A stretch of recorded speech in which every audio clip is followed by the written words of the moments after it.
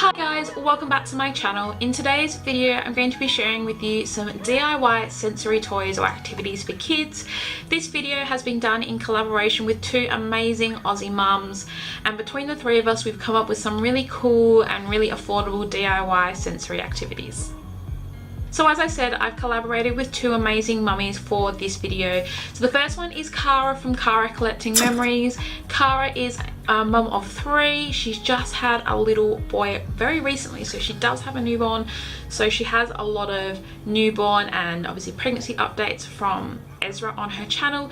She also has a lot of like hauls and vlogs and things like that. I would definitely say that Cara's channel is like a mum life channel. I think it's great.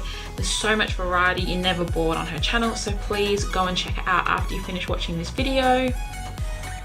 So the other mummy that I've collaborated with for this video is Mel from For the Love of Sorted. Mel is a mum of 4 and her YouTube channel is centered around getting her home, heart, body and soul sorted.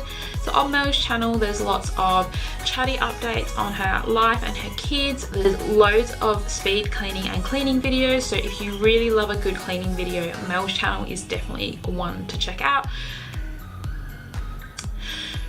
So both Mel and Cara have done this video as well, obviously sharing their DIY sensory activities and toys, so make sure you go and check out their videos after you finish watching mine. I will leave the links to their videos down below in the description box. Today I'm going to share with you 5 DIY sensory toys. Now for my sensory toys, they are targeted at a sort of sub 1-year-old, probably 9 to 10 months, because Maddison is 9.5 months and these toys were made for her. When Mel, Cara and I were talking about our DIY sensory toys, we sort of set ourselves a budget of $5 a toy, and you could obviously use anything you had at home, you know, reusing anything or any craft supplies you had at home, that was fine, but keeping the cost to a minimum. Obviously young children, there's so many toys and you can spend so much money, but sometimes something really simple and DIY is just as fun for them, and I definitely found that with Maddison. This is sort of like the first lot of DIY stuff that I've sort of done for her, because she's obviously had some other toys bought for her, but obviously because she's so little, she has only really started to play with toys properly probably in the last 3 months or so. So all of my DIY toys or projects were under $5. I did use a few things that I already had at home, but you know, most of these things you could do yourself if you really wanted, but yeah, let me show you them. So the first toy is this, and I know it doesn't look very interesting, and it's like a shaker, rattler. So this is just a old coffee, like flavoured coffee canister, and you can see it's like narrow here, so it's good for Maddison to be able to hold it even with 2 hands, kind of like her bottles. I really kind of wish this was clear, but it's not, unfortunately. So I've literally just screwed the top on and I've just put some pasta and rice from my pantry and I just tighten it. Maddison's only, like I said, 9.5 months, so she can't unscrew that. She shakes it, it rolls along the floor. So this is good for like listening, and I suppose it is good for sight, because when it rolls away it's good for her tracking. If it was clear it'd be much better, because I could obviously put some stuff that's more interesting and more visibly, I guess, entertaining in here, but because it's obviously that like white opaqueness. But yeah, essentially that really cost me nothing, because I have these in the house and I just recycled one and I, you know, used a bit of rice and pasta that I had in the house, and yeah, done. Number 2 is this. This is just a like 1.2 litre bottle, emptied and the label pulled off. I've just poured some water in here and some glitter. I know it looks really gross. So the glitter does gather on the top, but you can shake it and it mixes in with the water. The glitter was, I think, $1 or $2 for like a 5-pack colour, and then just water and a bottle that we already had that was in the recycling. This one rolls around, so it's good for tracking, and obviously has like the glitter in it, and you can actually shake it for her to listen to. So yeah, that's I roll this around on the floor. Maddison has tried to shake it, but obviously it's quite a bit bigger than her, so she just sort of goes like this. But yeah, she's definitely interested. And then obviously you can like make it into like a whirlpool with like the glitter. I have seen it done where you can like put like coloured dye and stuff in there, but I figured just the glitter was enough. I didn't want to detract from the glitter. So yeah, that one was essentially say like $1 or $2 because I already had the bottle, water out of the tap.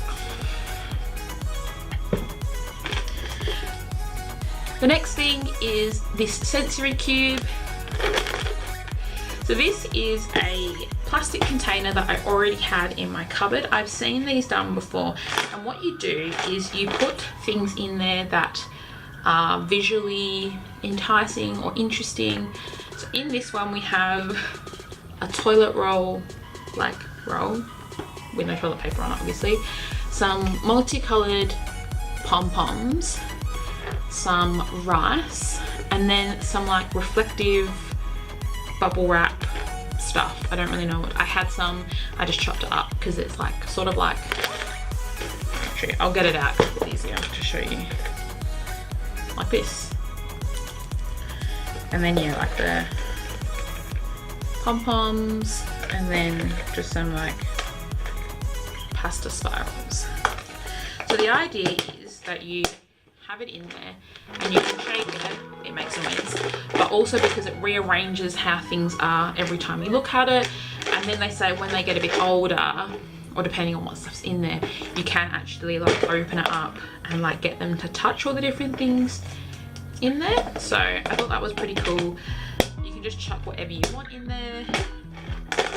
So I just chucked some, pretty much everything I had except the pom-poms, which I bought, and they were like $2 I think for a big pack, and I bought them at like a $2 shop. Yeah, so that's that one. The next one is probably the one that required me to do almost the most amount of DIY or fiddling with it, and it's this little board. Now this is just packing cardboard that came in some of our like IKEA flat pack recently, and these are like nappy, like nappy wipe lids. So what I've done is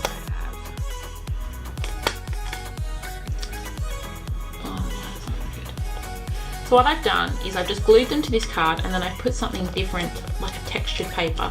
So I've only done 2 at the moment because I only had 2 of these around because I kept trying to keep them, but I think Ryan kept getting rid of them.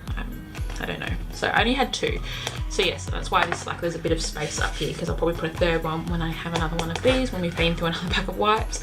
So this is that metallic bubble wrap stuff I was telling you about. So the idea is that Maddison lifts the lid and, you know, touches that, and you're meant to be able to like change what you want. This one just has the cardboard underneath it, because while she touches this, it's also about the skill of like opening these little doors.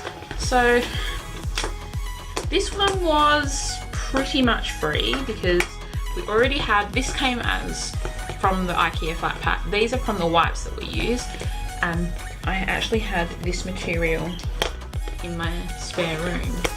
This one was almost free. You could potentially say the super glue that I had to use, but it was only a couple of dollars for like the packs of super glue. But yeah, trying to keep it affordable, and then obviously this is like reusing stuff that you already have.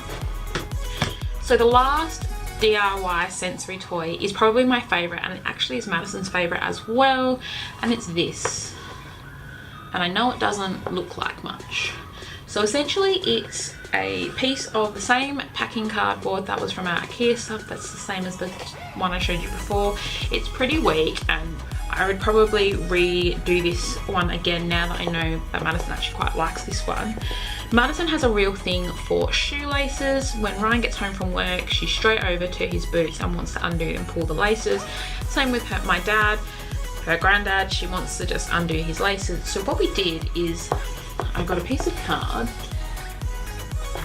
and I literally just punched some holes in it with a pen and threaded some rope through so she can pull the rope like that. You get the gist. yeah, so this is the one that we did.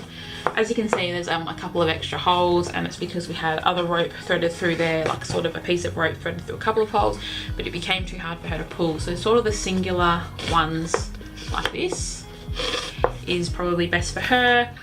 This one probably cost us, I think the rope was $4 from Red Dot. Card we already had, and it's literally just cutting the rope to whatever size, and then yeah. I think I have a little clip of Maddison actually playing with this one, so I'll insert that here.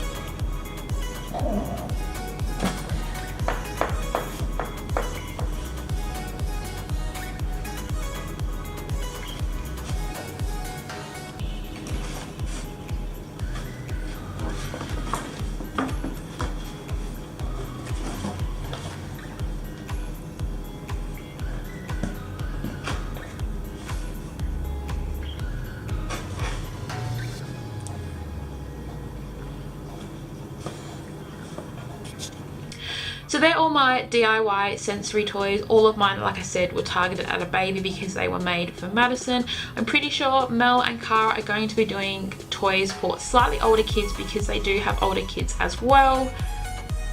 This video was really fun because it was something a little bit different. I haven't done a lot of DIY stuff in a while, so this was, you know, something a little bit different for me.